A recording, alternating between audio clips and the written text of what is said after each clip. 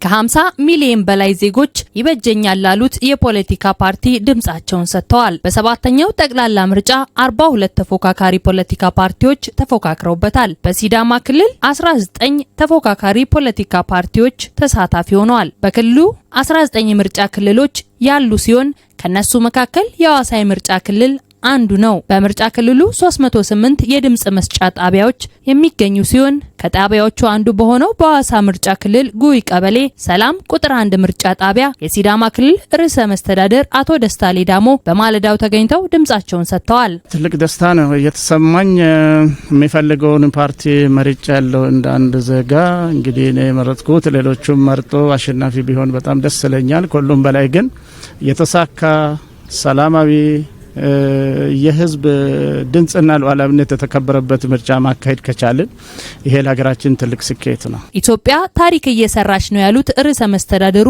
ምርጫው ኢትዮጵያውያን በዲሞክራሲያዊ መንገድ የሚፈልጉትን መንግስት መርጠው የሚሰይሙበት ታሪካዊ ሂደት ስለመሆኑ ገልጸዋል። ኢትዮጵያ ታሪክ እየሰራች ነው። ኢትዮጵያውያን በዲሞክራሲያዊ መንገድ የሚፈልጉትን መንግስት መርጠው መሰየም የሚችሉበት ታሪካዊ ሂደት ነው። በዚህ ሁኔታ አሁን 7ኛ ዙር ሀገራዊ ምርጫ እያካሄድን ነው የምንገኘው። ህዝብ የፈለገውን መርጦ የሚያስቀጥልበት፣ የማይፈልገውን በድምፁ የሚሽርበት፣ ስልጣን ባለቤትነቱን ያረጋገጠበት የሚያረጋግጥበት ስርዓትም እየተለማመደ ያለበት ወቅት ስለሆነ ትርጉሙ እጅግ ከፍ ያለ፣ ሁላችንም ይህንን እድል ደግሞ በአግባቡ መጠቀም ያለብን ይመስለኛል። 42 ፖለቲካ ፓርቲዎችን ያፎካከረው ሰባተኛው ጠቅላላ ምርጫ ከ64000 በላይ ታዛቢዎች ያሉ ሲሆን ከ250,000 በላይ የፖለቲካ ፓርቲዎች ይገኙበታል። ለህዝብ ተወካዮች ምክር ቤት በሐዋሳ ከተማ እጩ የሆኑት የፕላንና ልማት ሚኒስቴር ዶክተር ፍጹም አሰፋ በዕለቱ በሚሊኒየም ቀበሌ ደብረ ወርቅ ድምጽ መስጫ ጣቢያ በመገኘት ድምጻቸውን ሰጥተዋል። የሐዋሳ ከተማ ነዋሪዎች፣ የዚህ አካባቢ የዚህ ምርጫ ጣቢያ ነዋሪዎች ካርድ በወሰዱት መጠን ወጥተው ደግሞ ድምጽ ለመስጠት በሚቀጥሉት 5 ዓመታት ያገለግለኛል የሚሉትን ለመምረጥ በነቂስ መውጣታቸውን በማየቴ በጣም ትልቅ ደስታ ተሰምቶኛል። ምርጫ የሀገረ መንግስት ግንባታ አንዱ ምሰሶ ነው ሲሉ የገለጹት ዶክተር ፍጹም አሰፋ በሀገራችን የምርጫ አስፈጻሚ ተቋም ነፃና ገለልተኛ መሆን የምርጫ ባህላችን መሻሻሉን የሚያሳይ ነው ብለዋል። ምርጫ ማለት የሀገር መንግስት ግንባታ አንድ ምሰሶ ነው። የዲሞክራሲ አንዱ ማሳያ እንደመሆኑ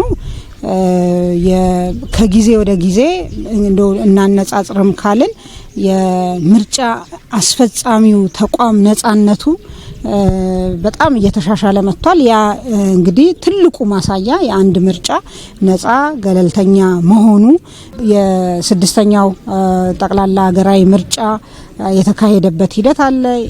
ከዛ ቀጥሎ ደግሞ አሁን 7ኛው ላይ ስናይ በጣም ትልቅ ለውጥ ያለው መሻሻል ያለው ህዝብም ከምርጫ ውጪ አገር ልትቀጥል አትችልም የሚለው እምነትም በእጅጉ በውስጡ ያደረበት መሆኑን ማሳያ ነው። ከጊዜ ወደ ጊዜ ሂደት እንደመሆኑ ዲሞክራሲ የሀገረ መንግስት ግንባታ አካል እንደመሆኑ ለውጥ እያየንበት ነው ያለነው ማለት ነው። በሲዳማ ክልል የብልጽግና ፓርቲ ቅርንጫፍ ጽህፈት ቤት ኃላፊ አቶ አብርሃም ማርሻሎ በሐዋሳ ምርጫ ክልል ሚሊኒየም ቀበሌ ክልል ትምህርት ቢሮ ጣቢያ ድምጻቸውን ሰጥተዋል። ይህን እድል በማግኘታቸው መደሰታቸውንም አቶ አብርሃም ተናግረዋል። ኢትዮጵያ እየመረጠች ናት።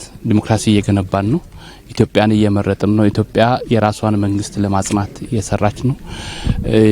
ስለዚህ በዚህ ሂደት ላይ እንደ አንድ ዜጋ እንደ አንድ ኢትዮጵያዊ ኢትዮጵያ ስትመርጥ እኔም ኢትዮጵያ በምትመርጠው ምርጫ ላይ የራስን ድርሻ ለመወጣት ኢትዮጵያን ለማጽናት ኢትዮጵያን ለማቆም ኢትዮጵያ ሀገረ መንግስትን ለመገንባት ድምጼን ሲሰጥ በጣም ደስታ ነው የተሰማኝ።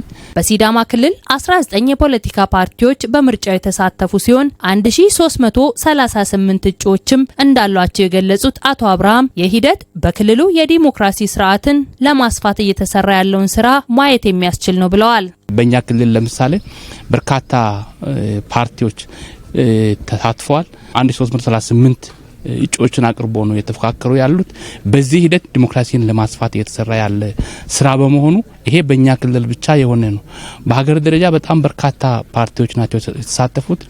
ተዋንያን በሙሉ ኢትዮጵያን እያሳደገች ዲሞክራሲዋን እያሰፋች ኢትዮጵያን እያስመረጠች ኢትዮጵያ እየመረጠች ኢትዮጵያ ዲሞክራሲን እያሰፋች እንዳለች ነው የሚሰማንና ስለዚህ በአጠቃላይ ይሄ ሂደት በሰላማዊ መንገድ ከምዝገባ ጀምሮ እስከ ድምጽ አሰጣጥ ድረስ በሰላማዊ መንገድ ነው ይሄ ሂደት እየሄደ ያለው።